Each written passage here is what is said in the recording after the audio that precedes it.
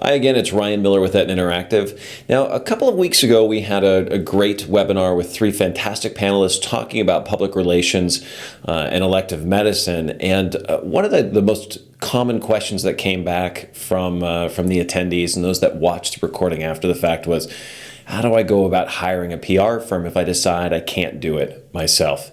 Now, there's an interesting quote I think that I want to start with here. This is a quote from Mr. Borson, who was one of the old librarians of Congress. And he said that some are born great, some achieve greatness, and some hire public relations officers. Now, it's a little bit of a sarcastic quote, and I chose it because I think it maybe reflects the feeling that that some of our clients have about public relations. For some, it's the question, why should I need it? I'm accomplished in my field. I've been in practice for many years. When the media needs an expert, they should just know to find me. I think for others, there's even more skepticism about the underlying morality or ethics behind hiring someone to promote you in this way. And the reality is that we need to challenge both ideas. First and foremost, the media today are busier than ever, and they will often choose the sources that are most readily available, those that are right in front of their nose, and using public relations can ensure that you're the source that they think of.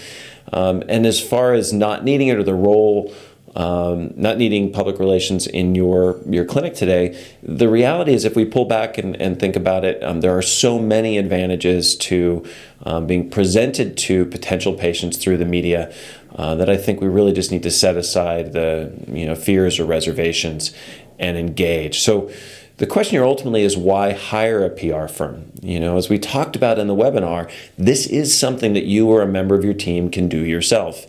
It's not rocket science, and certainly experience matters, but the truth is you could probably come up with a pitch that's going to be entirely viable and acceptable to your local media. So why hire a PR firm? It's really about time and connections.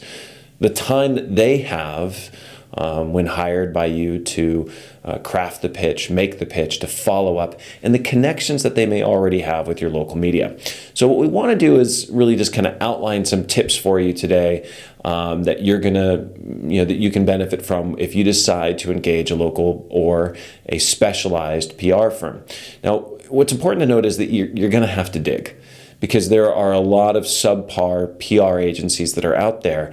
And if you want to be sure to have success in your endeavor, you need to take the time to do what amounts to a somewhat tedious task, which is to really carefully vet the firm that you choose to hire. So here are those 6 tips. I want to lay them out for you as quickly as possible so that we can get you back to work. Now, first and foremost, think about what your goals are. There's a lot of different reasons why you might choose to engage with a public relations firm.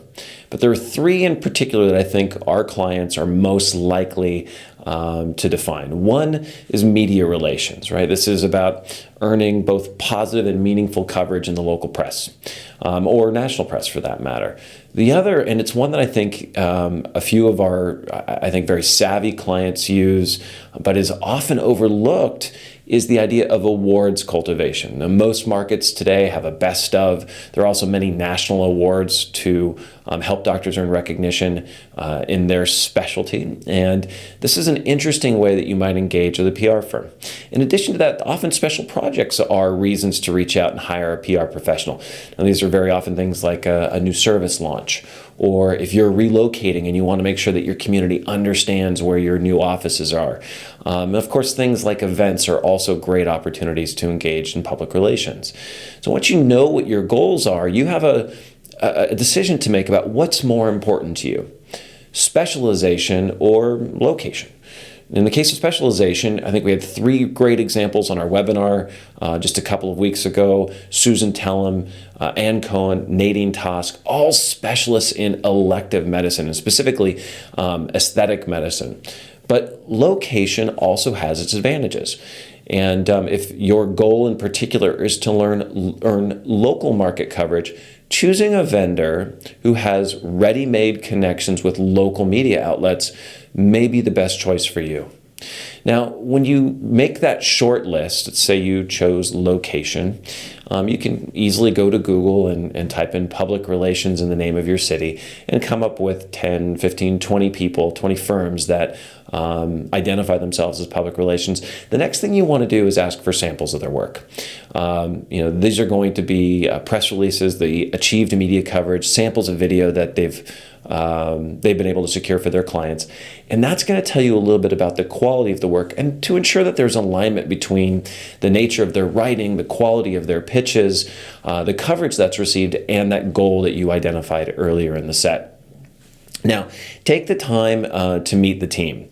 Very often the person that makes the pitch, that sells you on a public relations firm service won't be the same person you're going to work with. And it's perfectly acceptable for you to ask, can you tell me a little bit about who am I going to be working with and how much experience that team has?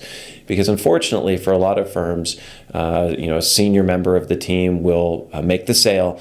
And oftentimes it's, especially in the area of public relations, it'll be somebody as junior as an intern who will actually be doing the writing for you and distributing your pitch letters. So take the time to make sure that you understand and ask the firm, who are you going to be working with and how much experience do they have? Now, negotiating favorable terms, once you get to that point, you've made your initial selection, it's important to understand that for a lot of PR firms, they have very varied terms of service.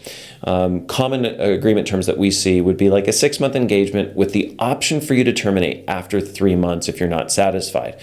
Now, recognize with public relations, it is a services rendered field, meaning that you're going to agree on a specific array of services, they're going to deliver them, and you may or may not get the results that you want.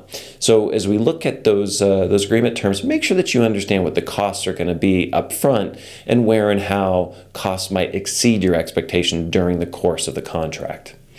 And then checking references, I always recommend that you check at least 4 references.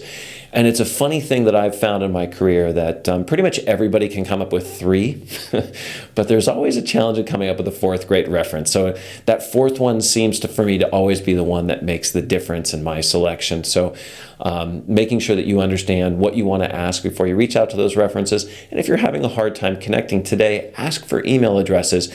I think you'll find it very easy to reach people and to get feedback by email. Now, all of that said, hopefully that'll be useful for you as you decide to engage with a local or specialized PR firm. If you'd like to learn more in general, we invite you to subscribe to our newsletter or to connect with us on Facebook. Good luck with your PR campaigning, and of course, thank you for your time.